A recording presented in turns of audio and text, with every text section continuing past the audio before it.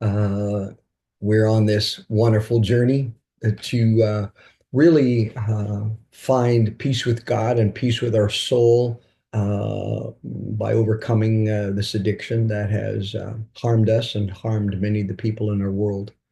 And so I'm here today as an advocate to that journey for you. I'm here today as one who stands with scores of men and women who are trying to work to get freedom from an addiction that has got a hold of them when they were young, usually, and just doesn't want to let go.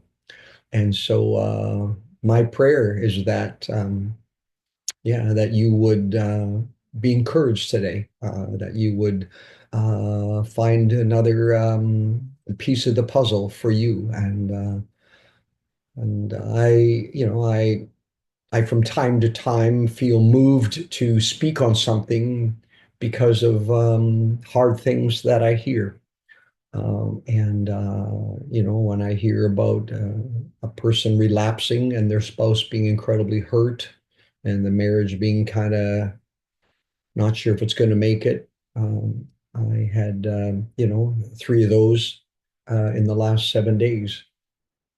And, uh, for those that are listening, because there's different groups, not just the Tuesday morning group, but for those that are listening, the women here, one was a woman who had a relapse, and her husband is just really broken and not sure what he wants to do, just like the men that had a relapse, their wives are basically want to be done.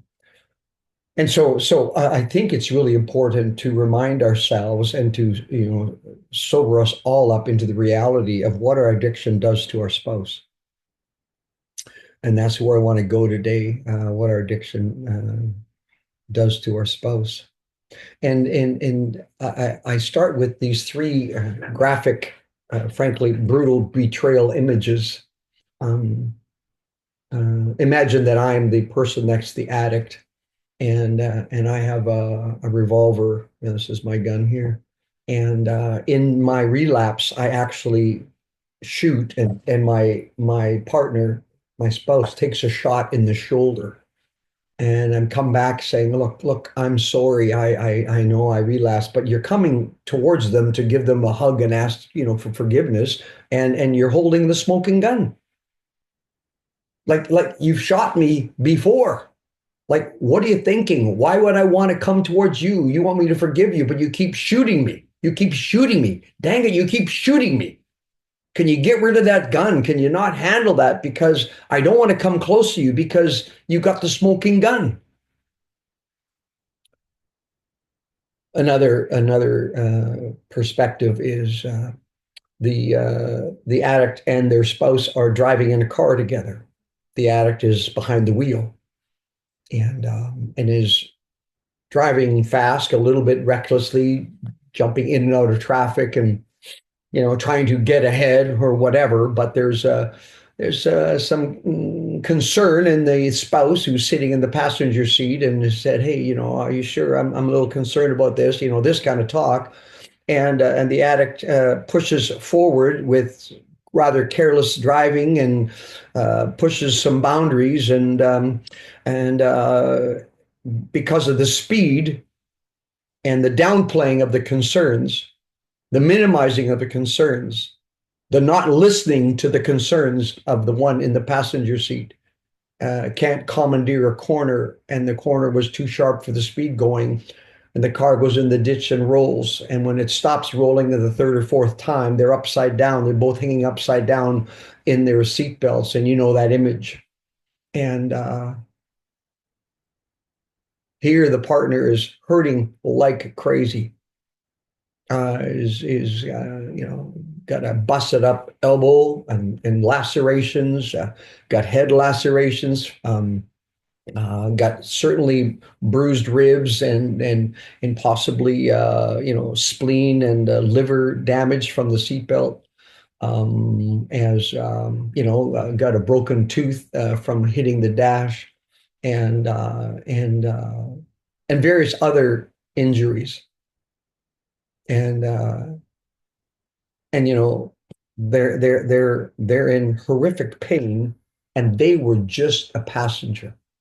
They were in horrific pain, and they were just the passenger. And so, why on earth would they want to get into the car with you again? It wasn't their fault. They even expressed some concern, and and this is yeah, just so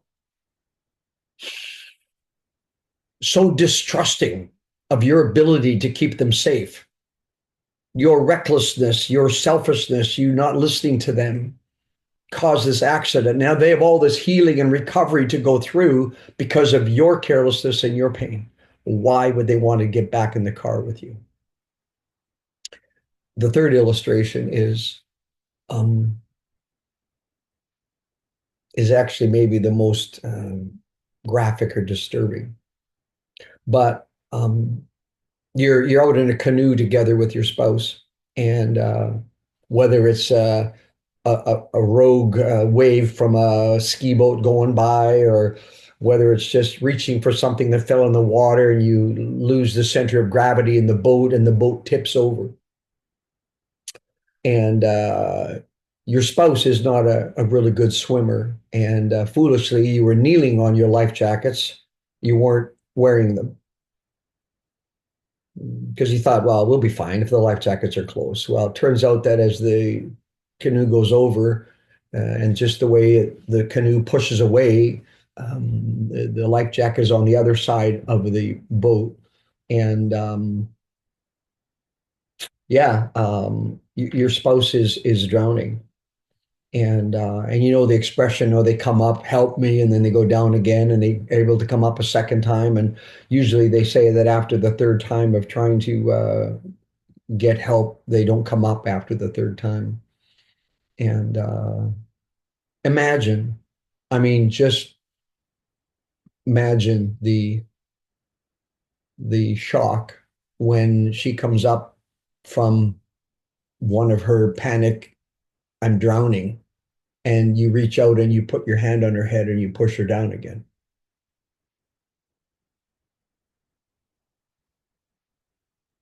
Her eyes can't believe, why are you doing this to me? I'm not going to make it. Why are you doing this to me?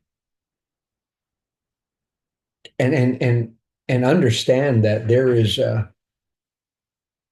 in the spouse's mind, whether it's a gun, a car, or a drowning incident,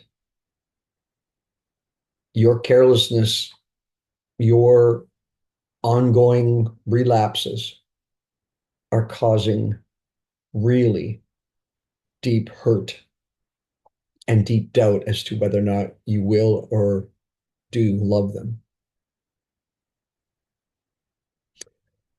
As a as a wise suggestion, you'll see it in the notes there, but Dr. Doug Weiss has a really powerful video. You can get it online, and if you're in the area here, we can get you a copy to use.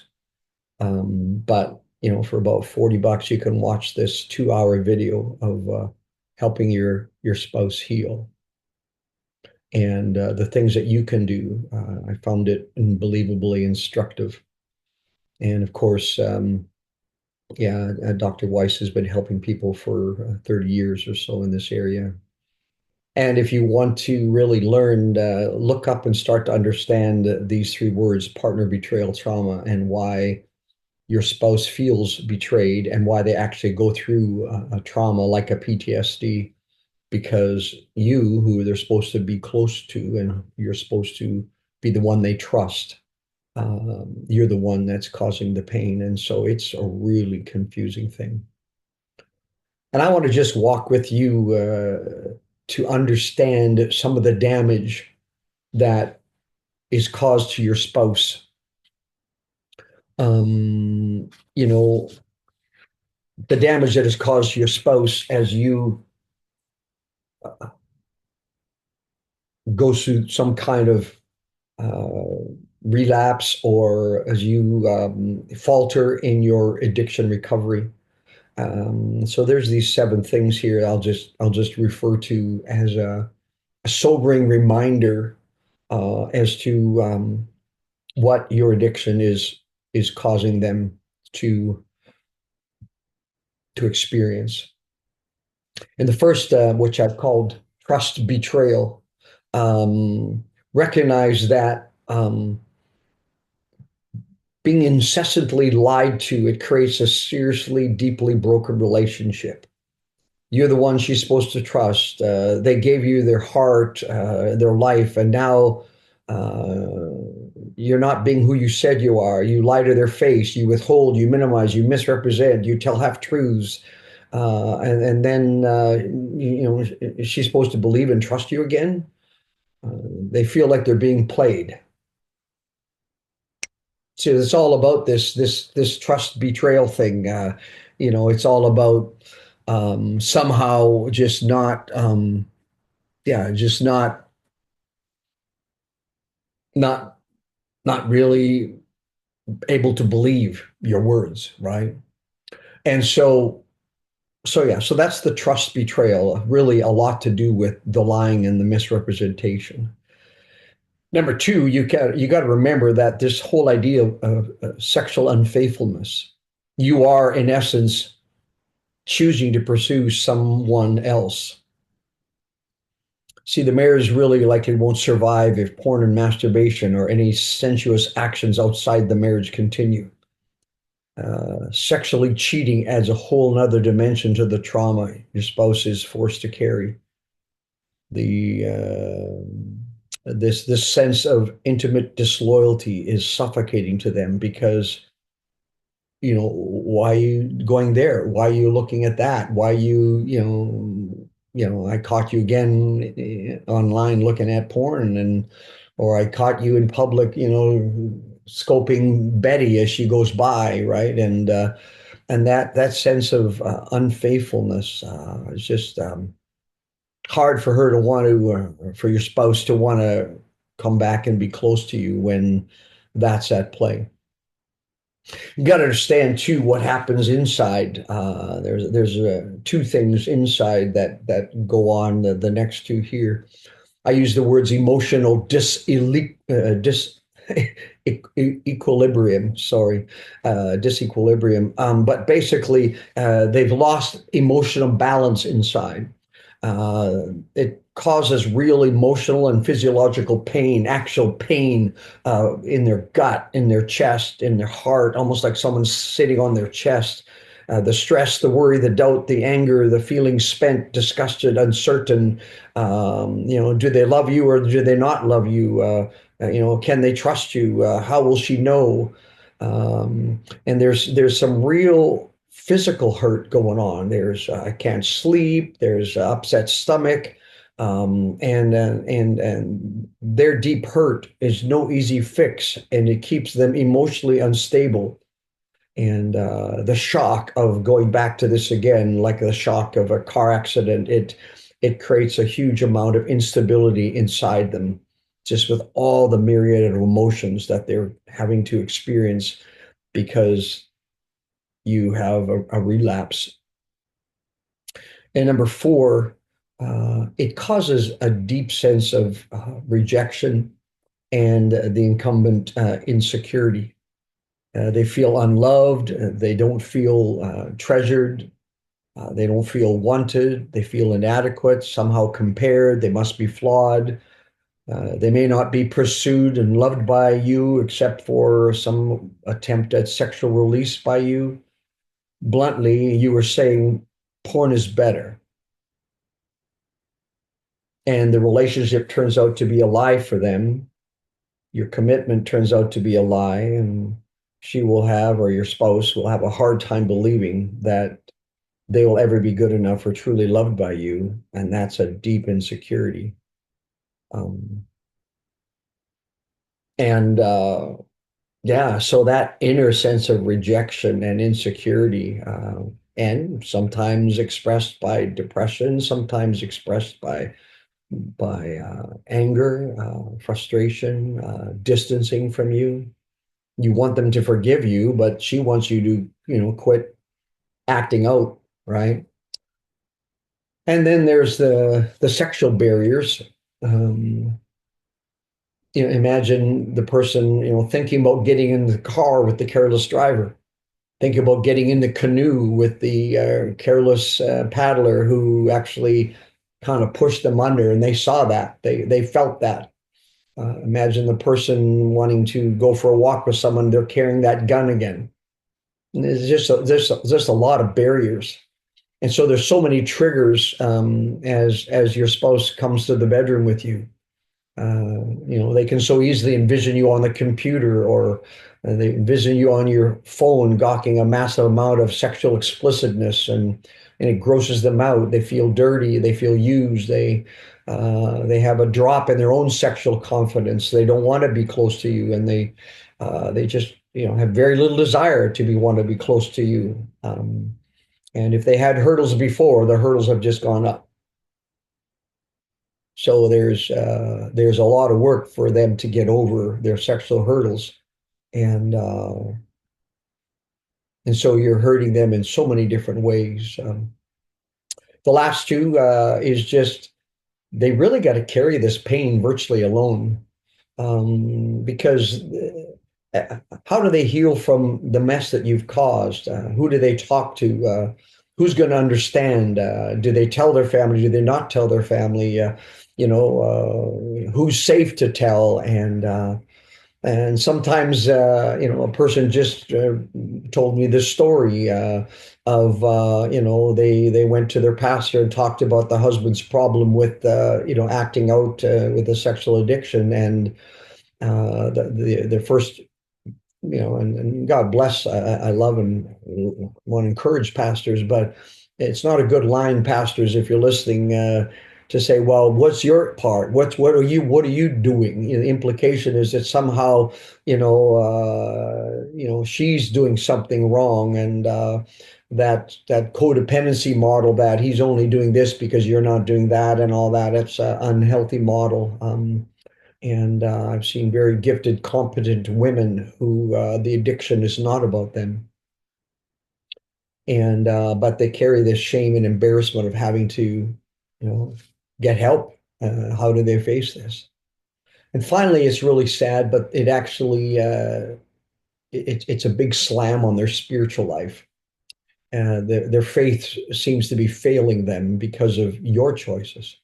They get discouraged before God. Why is God allowing this? Why doesn't He answer their prayer? What do you think their prayer is? Please help my spouse to work through the program and to get help and to stop this addiction. That's their prayer. Why isn't God answering my prayer? Sometimes they feel betrayed by God. They say, I didn't sign up for this. Why didn't you tell me when I was marrying this person that they had this problem? They didn't tell me. God, why didn't you reveal to me? And so, some women, some men who are the partners are drawn to the Lord because they need to rely on Him more. And that's a really good thing to do, to draw close to the Lord when your spouse is failing you. But sometimes there's a discouragement there that goes on, and there's, there's a discouragement even spiritually. And so, yeah, just understand and look, if you're on a good track with your spouse, and you're doing well in your recovery, and you're in a really good direction, it still isn't going to hurt you to go back and say, I just sat through a talk by Dr. Dave this morning, and I realized how much pain I've put you through.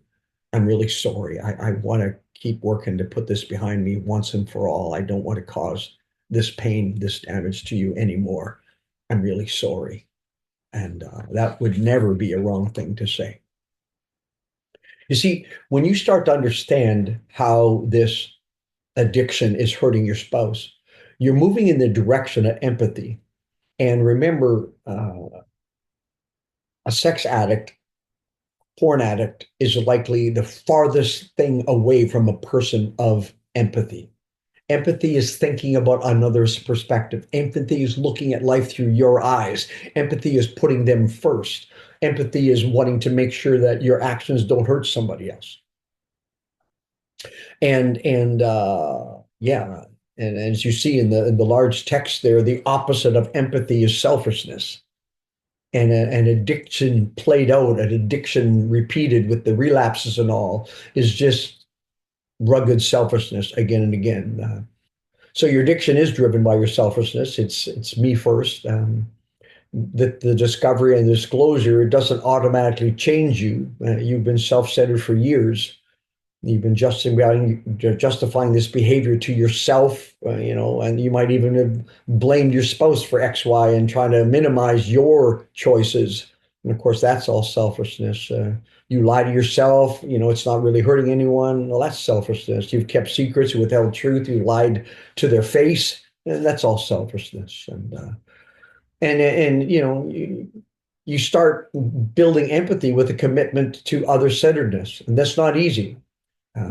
You notice how many of your actions, statements, actions, or attitudes, questions, it's one thing. It's still about you. You're supposed to heal quickly to get over it. Can you not stop being triggered? How long do you have to wait till you're triggered again? And you want them to forgive you and to just quote unquote, just trust me. This is behind me, just trust me. But be careful that even the pace of how you're recovering with your addiction, that you don't get into demanding position that they need to get with the program, because that's still selfishness again.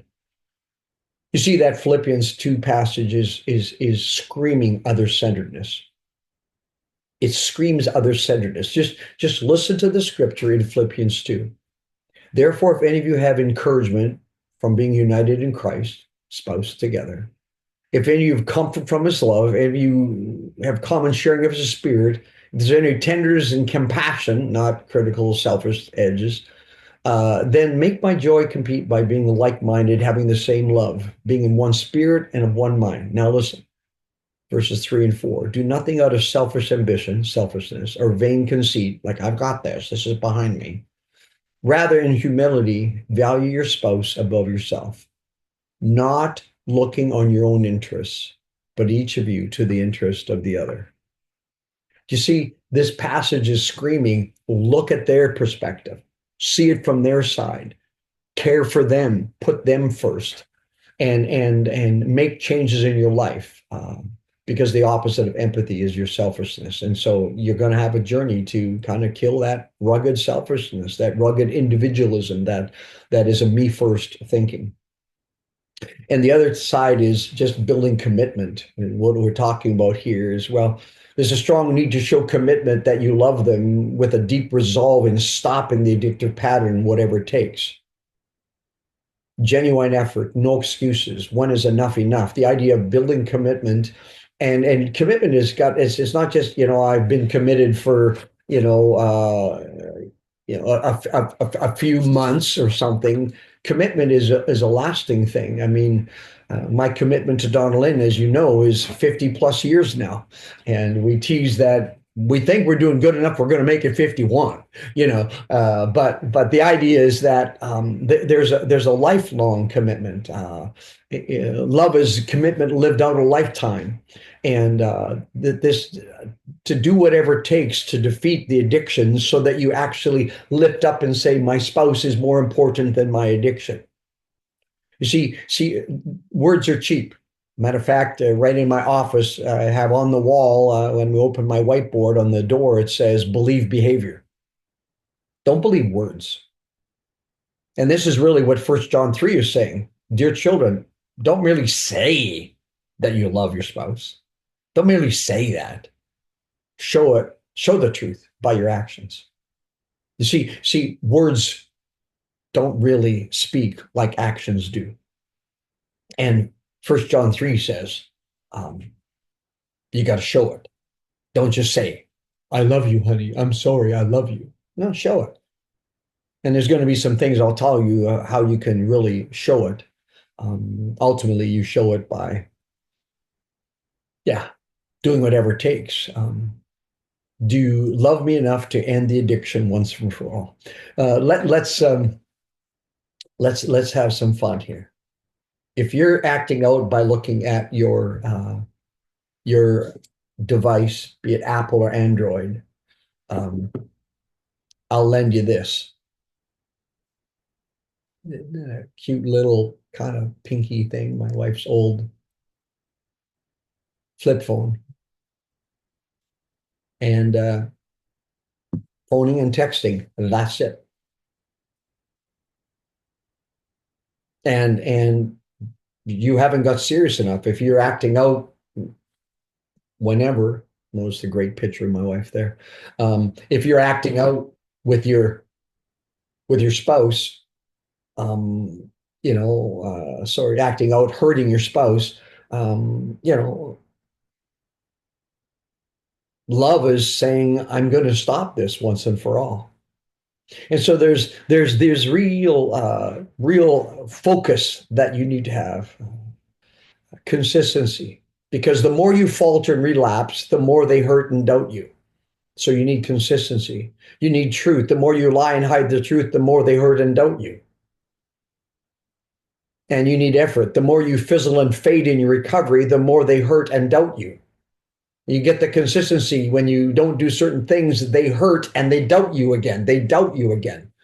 They hurt and they doubt you. And so you need that consistency. You need that truth and honesty. You need that effort rather than fizzle and fade.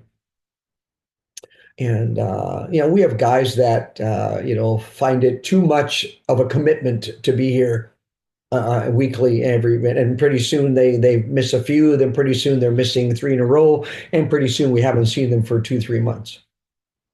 Sadly, when I run into them, 80% of them haven't dealt with their addiction. It's not like they left on good terms. They started to fizzle and fade in the recovery, and their spouse, without a doubt, uh, is going to hurt and doubt that you love them. So I would ask that, wouldn't it be better for you to give reasons, give your spouse reasons why you, give your spouse reasons why they could be proud of you, that you've made changes, that they can see your effort, that there's real growth. And give them reasons to be safe with you again, where there's honesty, purity, and faithfulness. Wow. Wow. There are men on this call and in the other groups where their spouse will say, I'm proud of him. I'm proud of her. I feel safe with him. That's where you want to go. They're proud of your effort. They're proud of the changes. They're proud of your growth, and they feel safe with you because you put that addictive behavior behind you. Of course, you've heard me many times say, boys make excuses, men make changes. Changes say, I love you and I put you first. So there's a reminder of what your addiction does to your spouse. Sobering, but be a strong enough person to look in the mirror and say, what changes do I need to make? Where do I need to show more effort? Where do I need to show more consistency? And I pray that would be a sobering but motivating growth in empathy as you say, I really, really, really want to love my spouse by doing whatever it takes to put this behind me. In Jesus' name, once and for all. Amen.